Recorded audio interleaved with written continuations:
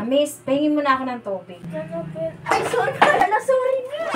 Anak ka ng... Ano bang ginawa? Miss, pahingin mo na ako ng tubig. Nag-iisip pa ako ng orderin ko. Tsaka may inaantay akong kasama. Okay, ma'am. Paantay lang po. Ay, sorry na. Anak ka ng... Ano bang ginawa mo? Napakaanga-anga mo naman. Ay, sorry po, ma'am. Natalisod po kasi ako. Hindi ko po talaga sinasadya. Aanga-anga kang waitress ka. Saang probinsya ka bang galing? At ganyan ka kumilos. Para sa kaalaman mo, mamahalin tong damit na binasa mo. At isa pa, may tatagpuin ako dito. Ma'am, sorry po talaga. Aksidente lang po talaga. Yun nangyari. Ipapatanggal kita dito. Asa ba yung manager nyo? Excuse me, ma'am. Pinapatawag mo daw ako? Manager, kasi tinapunan ako ng waitress nyo ng tubig. Gusto ko ngayon mismo tanggalin mo siya dito sa restaurant. Ma'am, patawad po ulit. Aksidente lang po talaga yung nangyari. Madam, ako na lang po ang hihingi ng tawad para sa waitress ko. Hindi kasi natin maiwasan ang ganung mga pangyayari. Ma'am, libre ko na lang po kung anong magiging mga orders niyo. Ay, hindi na. Nagbago na yung isip ko. Sa ibang restaurant na lang ako magla-lunch.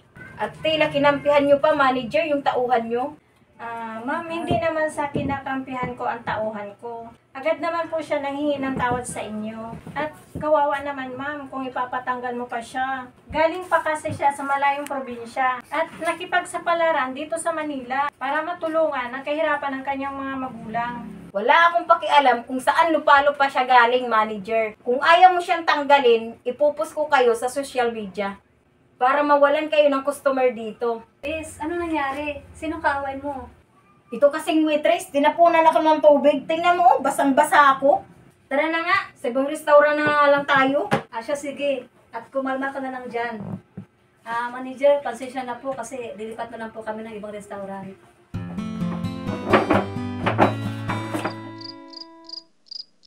Grabe, ang sama ng araw ko ngayon.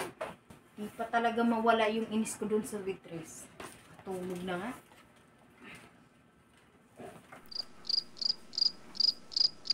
Inis naman. Hindi ako makatulog. Miss, pwede bang pakitawag yung manager nyo? Sige po, ma'am. Paantay lang. Excuse, ma'am. Ito na po yung manager namin. Rian, doon ka muna sa my bar.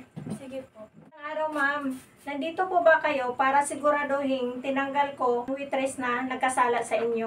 Huwag kayong mag-alala, madam. Sa mismong araw na gusto mo siyang ipatanggal, ay natupad. Manager, nandito sana ako para humingi sana ng kapatawaran sa kanya. Di naman talaga ako ganong kasamang tao. Nadala lang po ako sa galit ko sa mga oras na yun. Sobrang nakonsensya po ako na pinatanggal ko yung waiter nyo.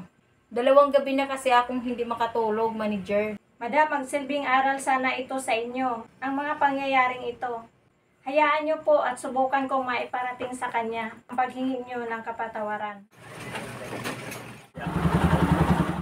Tay, ang saya ko sa araw na to. Pagkatapos humingi ng tawad, ang taong nagpatanggal sa akin sa Maynila, natanggap naman ako sa bayan bilang kahera ng isang sari-sari store. Sa wakas, gumaan na rin ang aking pakiramdam pagkatapos ako mapatawad ni Ella.